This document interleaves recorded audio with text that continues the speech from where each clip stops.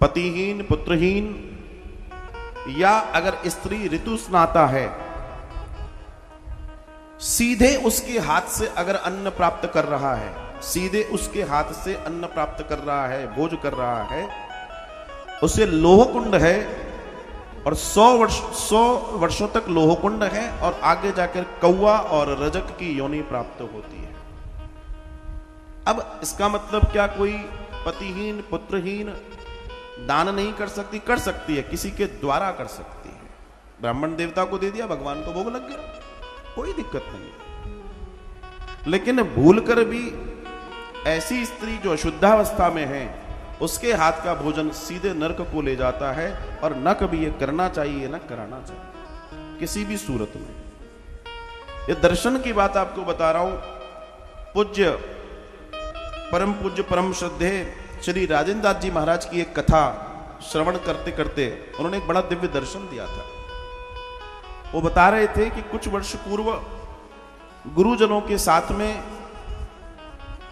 किसी सेठ जी के यहां भोजन की बड़ी उनकी लालाई थे कि हमारे यहां आप संतजन भोजन करें। मैं सत्य घटना आपको बता रहा हूं, क्योंकि जब सत्य होगा तो सत्य का परिणाम आएगा। तो वे बताते हैं कि हम लोग भोजन करने गए और बड़ा आनंदमयी भोजन बना था, बड़ा आनंदमयी भोजन बना था।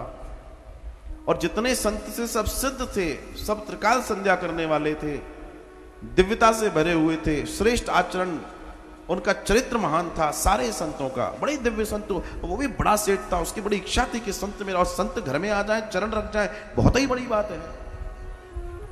सब भोजन करके आए और वो कहते हैं कि जब भोजन कर कर आए तो सभी लोग जितने खाना खाए थे, जिन्होंने प्रसादी पाई थी, वो सब बीमार पड़ गए। सबको उल्टियां होने लगी, सबको लूज मोशन होने लगा, किसी को डायरिया जैसा हो गया, किसी को कुछ हो गया, और एक को नहीं सबको।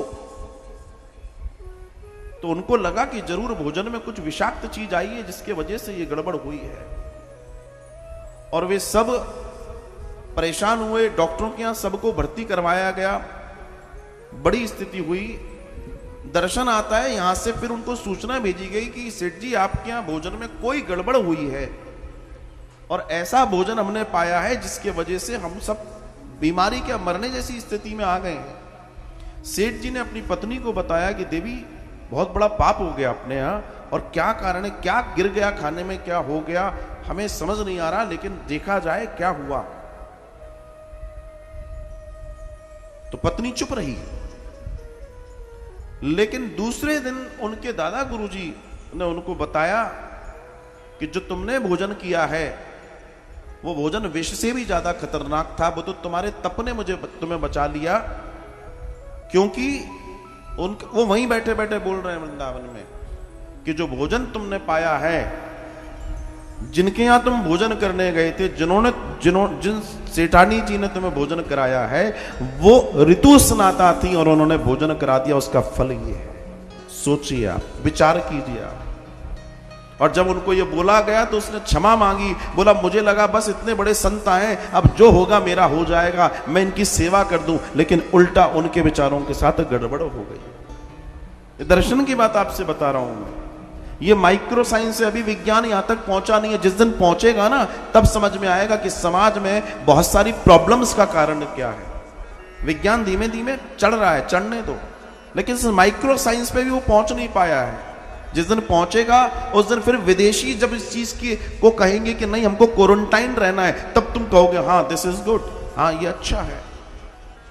लेकिन समझने वाली बात है।